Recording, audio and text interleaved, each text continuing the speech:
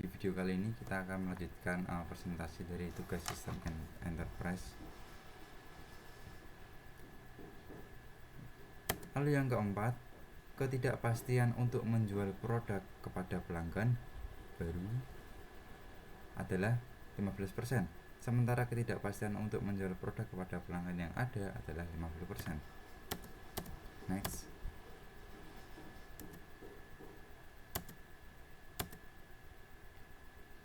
Nah, jadi yang keempat itu terkait supply management atau gambarnya atau SCM ya.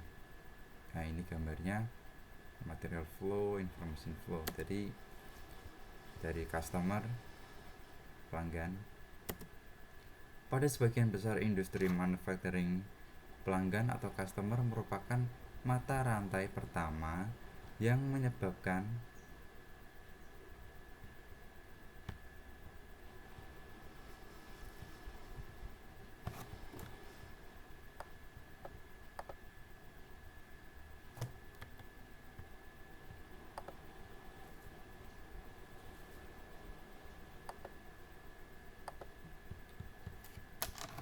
pelanggan.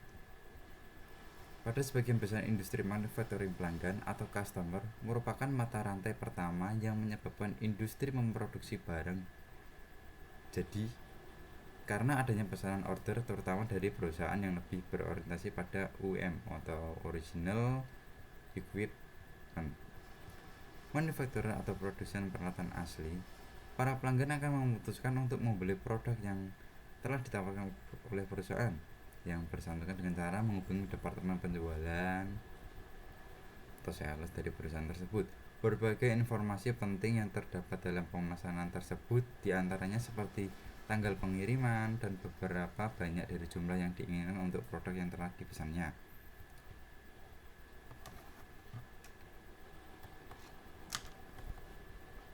Lalu untuk selanjutnya yang nomor 2 yaitu perencanaan produksi atau production planning.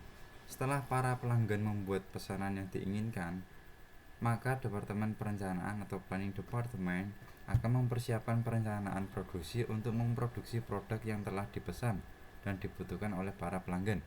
Pada tahap ini, Departemen Perencanaan juga akan menyadari tentang adanya kebutuhan terhadap bahan-bahan mentah atau bahan baku dan juga termasuk bahan-bahan pendukungnya. Untuk nomor 3, pembelian bahan baku atau purchasing raw of materials. Setelah menerima perencanaan produksi, dalam hal ini adalah kebutuhan terhadap pembelian bahan-bahan mentah atau bahan baku dan bahan-bahan pendukungnya. Departemen pembelian atau purchasing department akan melakukan pemesanan bahan baku dan bahan pendukungnya serta akan segera untuk menetapkan tanggal penerimaan dan jumlah berapa banyak yang dibutuhkan. Untuk nomor 4, persediaan atau inventory. Bahan baku atau bahan mentah dan bahan pendukung yang telah diterima oleh pabrik akan diperiksa kualitas dan ketepatan jumlahnya, kemudian akan segera disimpan di dalam gudang untuk kebutuhan produksi. Nomor 5, proses produksi atau production process.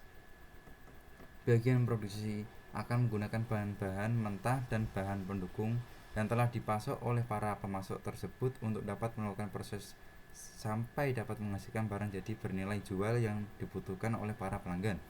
Barang jadi yang telah diproduksi ini kemudian akan dimasukkan ke dalam gudang dan siap untuk dikirimkan kepada para pelanggan sesuai dengan jadwal yang telah ditentukan.